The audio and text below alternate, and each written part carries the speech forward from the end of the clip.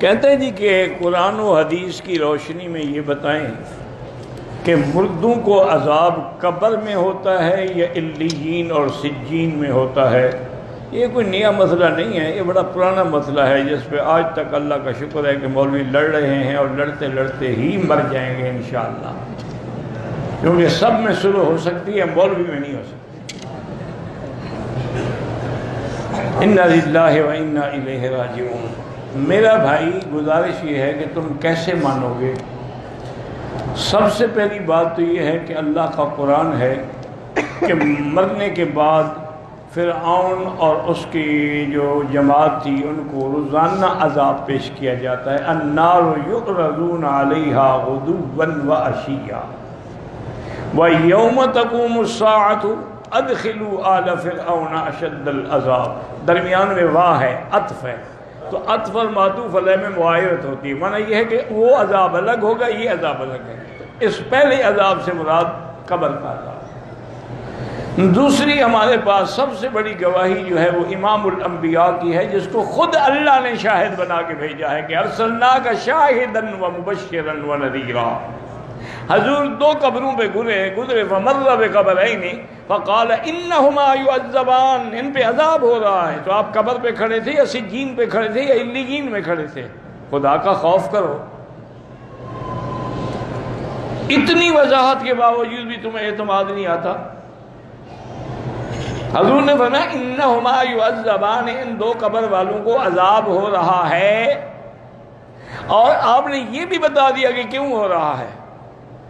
آپ نے فرمایا کہ احدہما لا یستتر عن البول، ایک کو بیماری تھی پیشاب کی، ان کے قطروں سے نہیں بچتا تھا، اگر کپڑوں پہ لگ گیا بدن پہ لگ گیا تو نہیں دھوتا تھا، اس وجہ سے عذاب میں ہے۔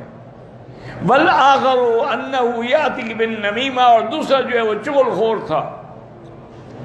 تو اب حضور خود فرما رہے ہیں، قبر پہ کھڑے ہیں اور فرمایا انہما، ان دونوں پر، اس سے بڑی گواہی میرے پاس تو کوئی نہیں ہے۔ پھر حضور پاک نے حکم دیا صحابی کو، وہ سامنے جو کھجور ہے اس کی ایک چھڑی کاٹ کے لے آؤ۔ وہ چھڑی کاٹ کے لے آئے تو آپ نے اس چھڑی کو ایسے چیر کے دو حصے کیا، ایک اس قبر پہ لگا دی، ایک اس قبر پہ لگا دی۔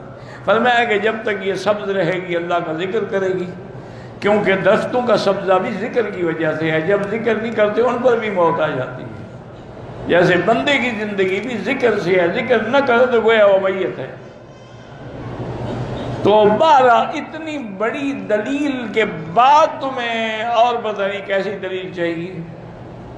اسی طرح ایک دفعہ حضور گزرے، 7 قبریں تھیں، فرمایا ان کو عذاب ہو رہا ہے، انہوں نے کہا ہاں جی یہ کافروں کی قبریں ہیں۔ اسی طرح صحیح حدیث ہے کہ حضور خود قبر پہ بیٹھے ہیں جنت البقیع اور غرقد میں، اور فرمایا سبحان اللہ۔ صحابہ ڈر گئے، انہوں نے کہا رسول اللہ کیا بات ہے؟ فرمایا کہ میں قبر پہ بیٹھا ہوں، میرے صحابی کو قبر نے پکڑ لیا، زغطۃ القبر آ گیا۔